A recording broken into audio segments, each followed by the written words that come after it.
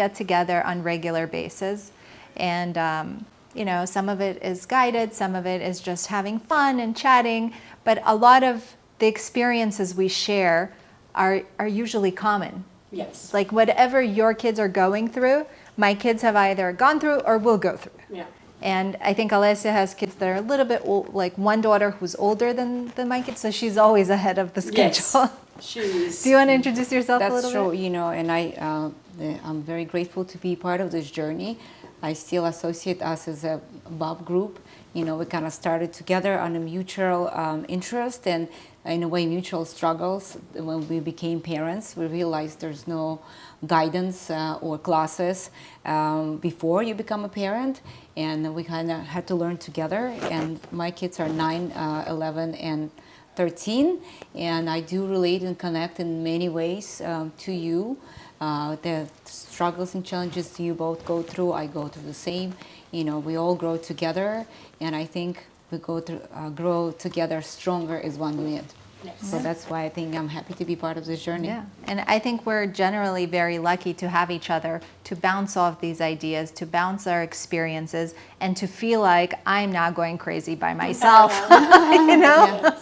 Like this, is somebody else feeling this that I am? No. Yes.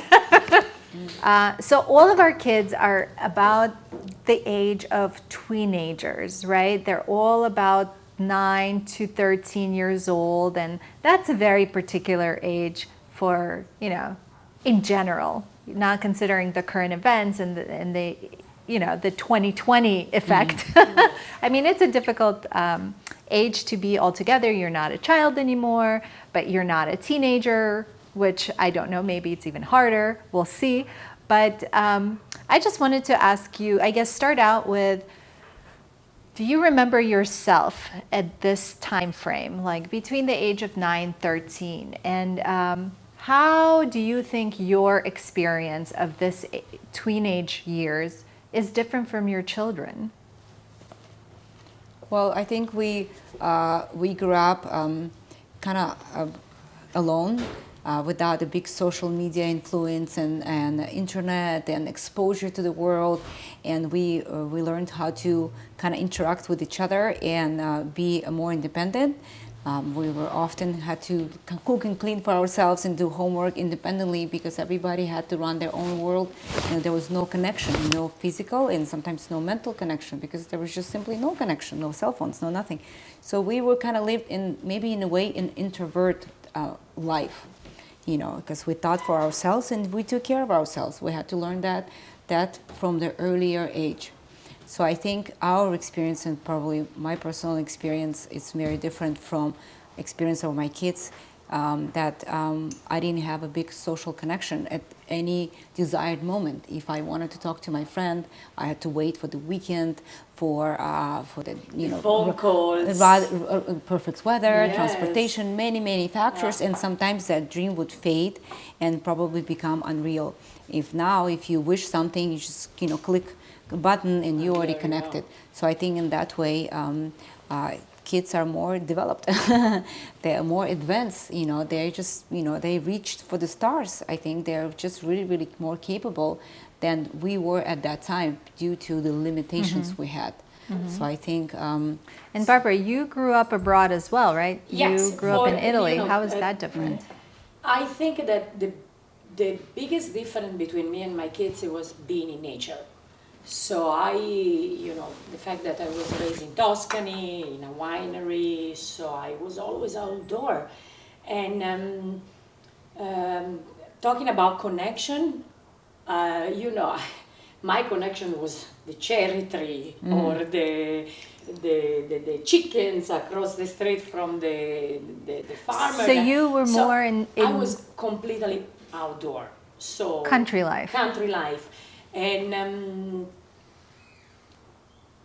I think that being there in that kind of space, it was amazing.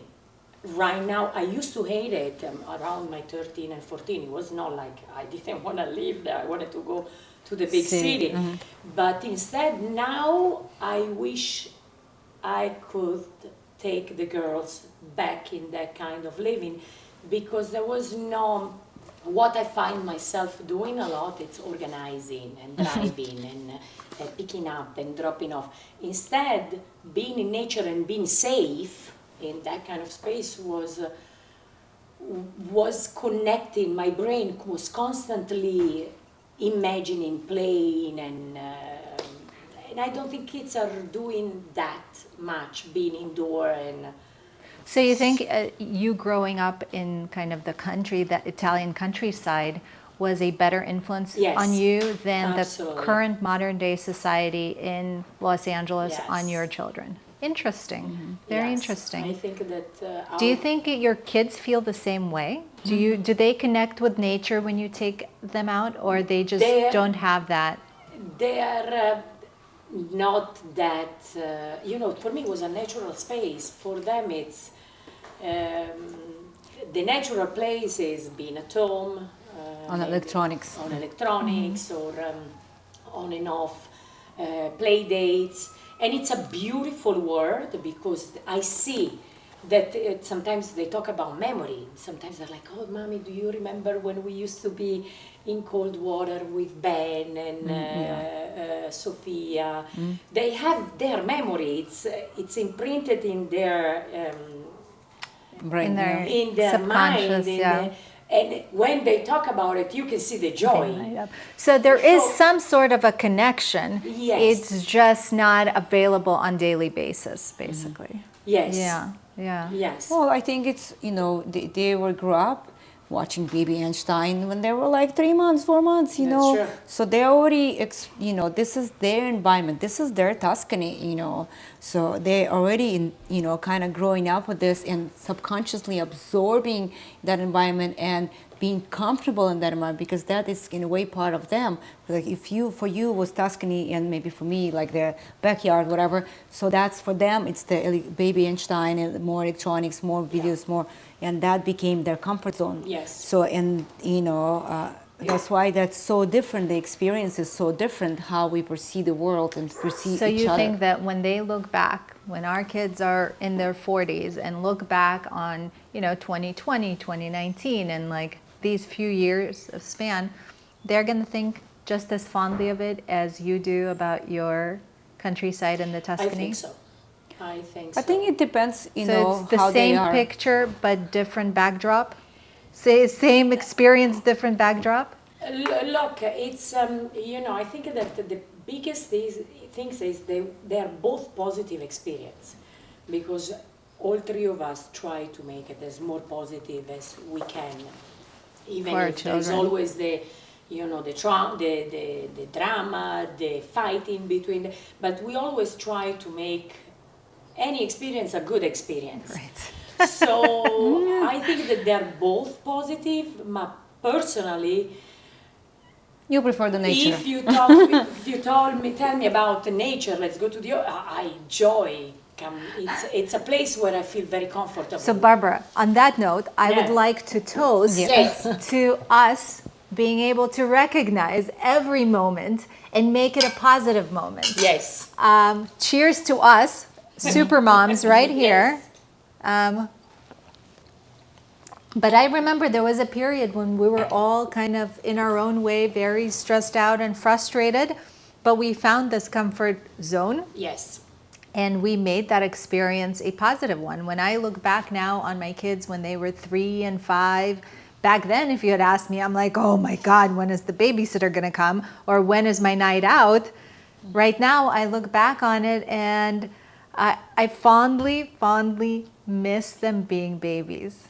Aww. I think that's something I would tell myself, actually, if I could, from 8 years ago.